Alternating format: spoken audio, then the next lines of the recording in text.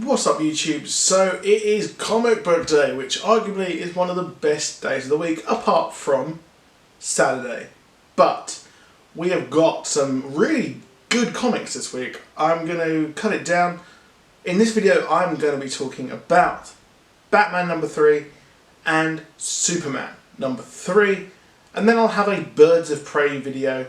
The rebirth of that has just dropped, as well as an actual Justice League number 1, so that'll be in one video coming up very soon. So let's talk. Batman number 3 was absolutely fantastic, I thought. We got the origin story of Gotham and Gotham Girl, which I thought would kind of be like a weird Kryptonian thing, just because like they're flying, but I don't know where that came from personally. But it seems that they have a similar story to Bruce Wayne himself. Well, they grew up in Gotham and, well, they were attacked in an alley by a gunman and Batman saved them. So Gotham actually clung on to that and they both trained together and tried to do some good. When they were abroad doing some kind of missionary work or whatever, they were attacked, it seems. And they were asked to wire loads of money from their parents to themselves. And then they came back and they had superpowers, they had super strength, they could fly. I mean, what's that about? I mean, it's really cool seeing Batman have some brand new allies. And what I'm really happy about with DC at the moment is they're creating new characters.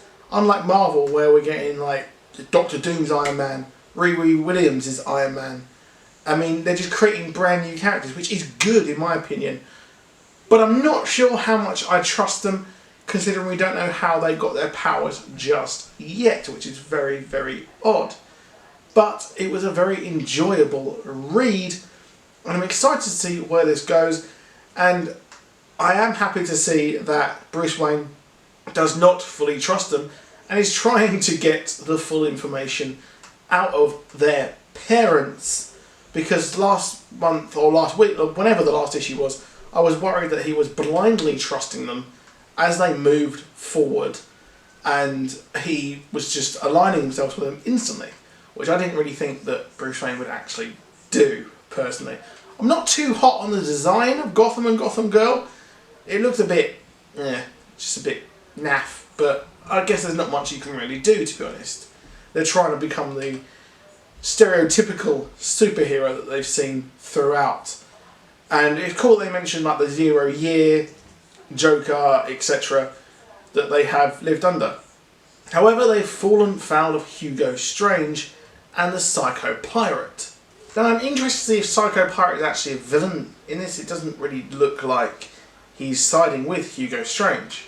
And of course, he did look very scared at the end, but it's interesting to see what's going to happen. And are Batman and the rest of his Bat family going to have to save Gotham and Gotham Girl from Hugo Strange? So it's interesting to see this reimagining of Hugo Strange. I'm going to be excited to see this. I didn't like the reimagining of Calendar Man that much in the New 52, as much as I did love that run. However, let's move on to Superman. So for me, so far, Superman is the better run compared to Action Comics. Action Comics feels a bit kind of messy, a bit rushed, a bit chaotic and a bit too confusing. I just want a decent story. This is where Superman is giving me the decent story. I'm enjoying this a lot better so far, as we deal with Superboy having 2 different genomes, but as we saw at the end of last issue, the Eradicators are back. And now in this New 52, in this kind of rebirth, we learn what happened and where they've come from this time. And it was from General Zod, and they want to purify the whole Krypton and return Krypton to its former glory, which is going to be a tough sell in my opinion because the planet is destroyed. But I did enjoy this Superman issue. It was fun seeing Superman kind of let down his guard, but it wasn't a good idea, was it? Because obviously the Eradicators are not good things and not helpful, and it's sad to see the super dog sadly perish in this issue, which I was upset about. I love him, I think he's cool, but obviously Superboy is not happy about that, and it's going to deal with him growing up in this universe having a human genome and a Kryptonian genome, which it seems he's still adjusting to, and is not going to be that helpful, because obviously, like they said in the issue, he can fall from a tree and be knocked out, but then he can like just do something else and then be fine. So Superman and Superboy now have the Eradicators to deal with as they try and purge the human DNA from him, which isn't that good for him, but it's kind of taken away his half and what makes him him, what makes him unique.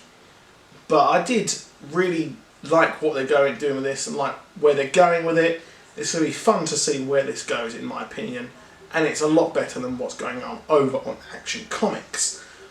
So I definitely recommend picking those two up, but obviously there have been spoilers in this video, so hopefully you're not reading a review of a comic if you haven't really properly read it all, but whatever. But anyway, if you enjoyed that video, please do drop a like and subscribe, and I'll see you soon, and goodbye.